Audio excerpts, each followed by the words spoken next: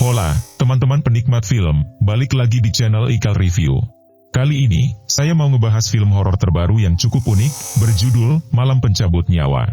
Ada sedikit fun fact, ternyata judul film ini awalnya, Respati, tapi diubah jadi, Malam Pencabut Nyawa, mungkin karena lebih menjual dan terdengar lebih seram. Penasaran seperti apa filmnya? Yuk, mari kita ulas.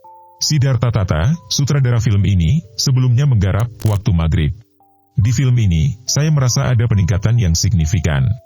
Mulai dari pergerakan kamera, penceritaan, sampai visual dan efek yang dipakai.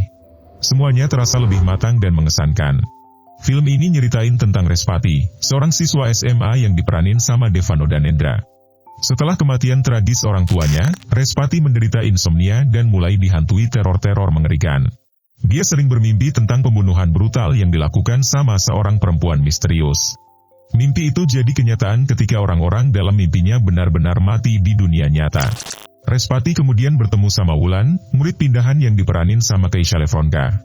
Wulan ini paham banget sama hal-hal mistis dan membantu Respati mengungkap bahwa dia punya kemampuan buat menjelajahi alam mimpi.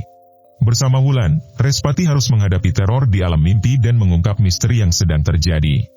Nyawa orang-orang yang dicintainya menjadi taruhannya. Teror ini disajikan melalui nuansa horor yang dipadukan dengan misteri, yang berkembang perlahan di paruh pertama film.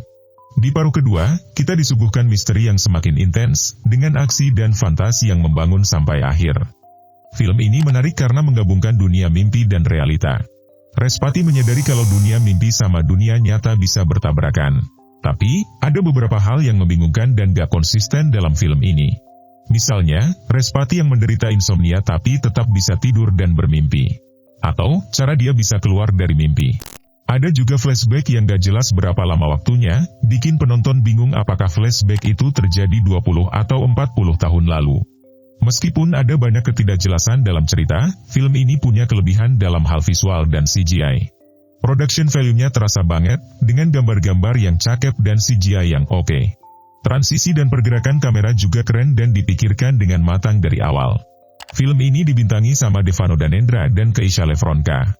Awalnya, saya skeptis karena mereka berdua belum punya banyak pengalaman di genre horor.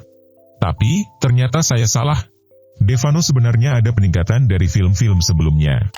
Tapi, jujur aja, aktingnya masih bisa lebih digali lagi. Yang mengejutkan adalah Keisha Lefronka, yang baru terjun di dunia akting tapi sudah menunjukkan kualitas yang matang. Setting film ini di Jawa, dan Devano harus berdialog dalam bahasa Jawa. Meskipun gak semua dialognya dalam bahasa Jawa, tapi Devano bisa membawakan dialognya dengan natural dan enak didengar. Adegan pertarungan Devano melawan Sukma keren banget, dibantu dengan visual yang memukau dan koreografi yang apik. Dari sisi visual dan scoring, film ini juara banget. Visual dan sinematografi film ini benar-benar memukau.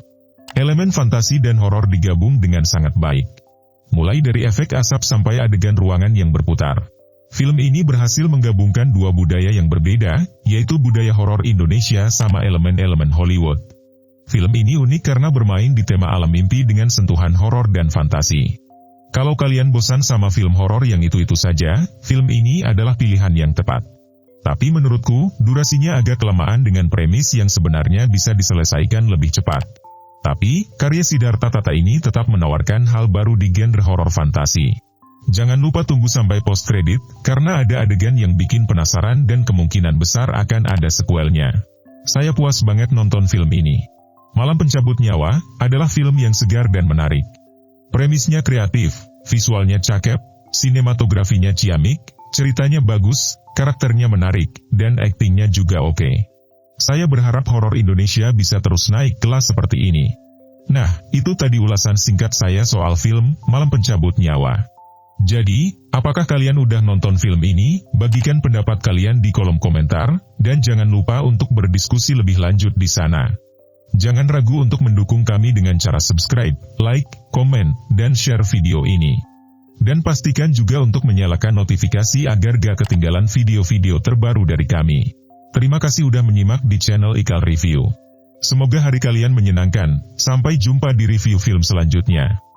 Gak banyak orang yang tahu tentang alam mimpi.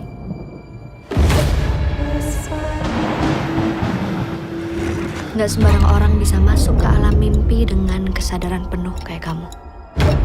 Gimana caranya? Aku bisa kesana dengan kesadaran penuh.